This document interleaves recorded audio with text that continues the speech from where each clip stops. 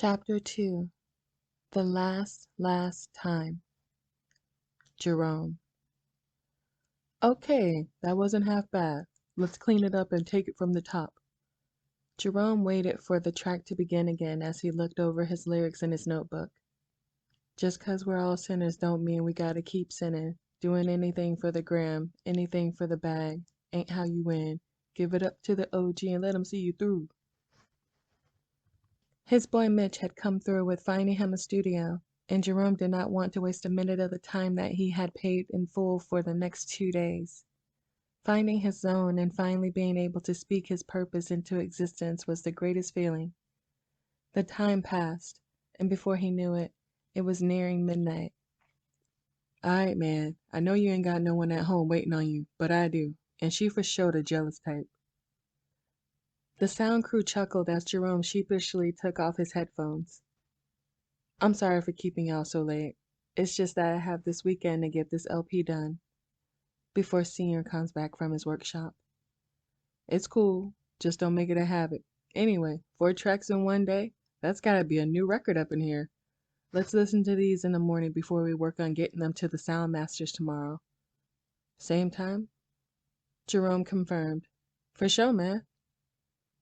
Jerome looked around at the sound booth one last time before letting himself out. As he walked to his car, Jerome thought he saw one of the female volunteers from church leaving the 24-hour diner. Just as he was about to jog forward, the woman turned around and he stopped. It was one of the chicks from the other night at the gentleman's club.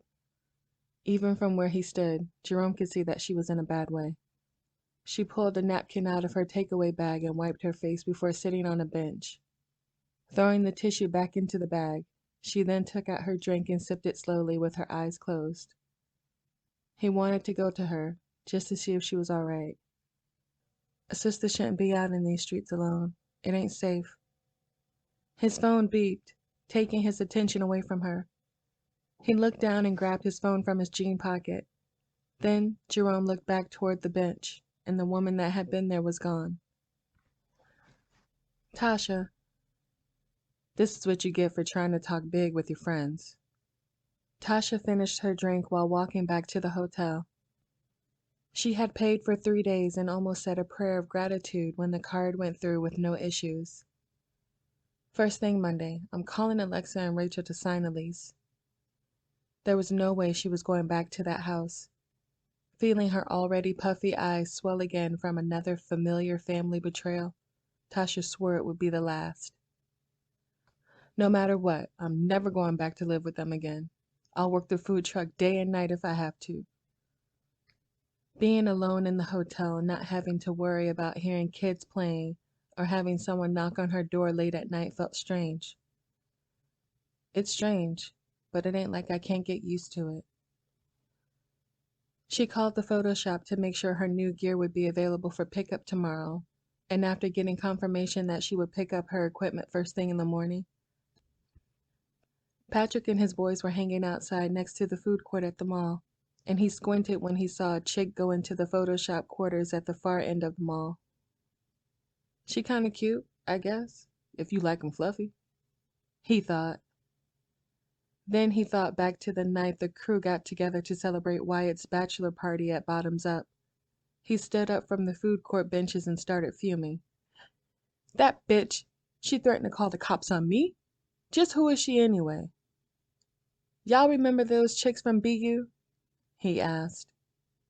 His boys laughed before Mitch spoke.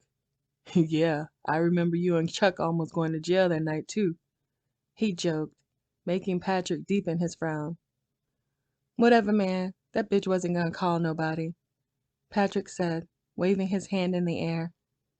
This time their boy Chuck joined the chat.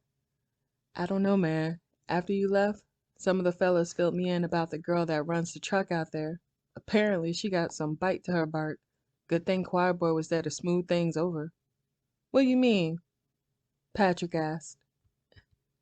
Chuck looked at him as he sipped his lemonade. A few weeks after the truck got there, someone tried to jack her equipment. They say that homegirl flipped and smashed all his windows before calling the cops to report it. She did what? Why she ain't locked up? Mitch asked. By the time the cops showed up, all her equipment was brought back, and she code switched on the popos, said she didn't see who it was, and it must have been an isolated incident. Apparently, she found out from a few dancers that dude had priors and used that to get her stuff back. Damn. Hearing this news only pissed Patrick off more. Does anyone know her? Is she from around here? He questioned. Mitch answered for him. That's the real tricky part. She a day girl, the quiet one that wanted to go to college and shit. Chuck nodded. Yeah, I remember them. My boys ran train on one of them girls back in the day. We didn't even know about her until we saw her walk the stage at y'all's high school graduation. She must have lived on school grounds or some shit to stay hidden like that. Patrick sneered as he saw the girl in question walk out of the photo shop with 2 black bags, beaming like she'd won the lottery. Whatever. She must not be shit if she gotta work a food truck to pay rent. Tasha. Is this seriously all you have, Tosh? Rachel asked for the second time that day. Throwing her last duffel bag in the corner of her new room and trying not to think of what went down at her family's place last week, Tasha forced out a laugh. What can I say? I travel light. Alexa walked in and smiled. I'm just glad you agreed to move in with us. Did you call the church already? She questioned eagerly. Of course I did, and we were able to work out a schedule for me to tutor the kids in the afternoons. Alexa and Rachel both clapped excitedly. I'm so happy. Now you'll be able to save so you can finally travel like you always talking about, Rachel reminded her. Tasha's forced smile was going to give her a headache just thinking of how wrong her well-intended friend was about her future plans.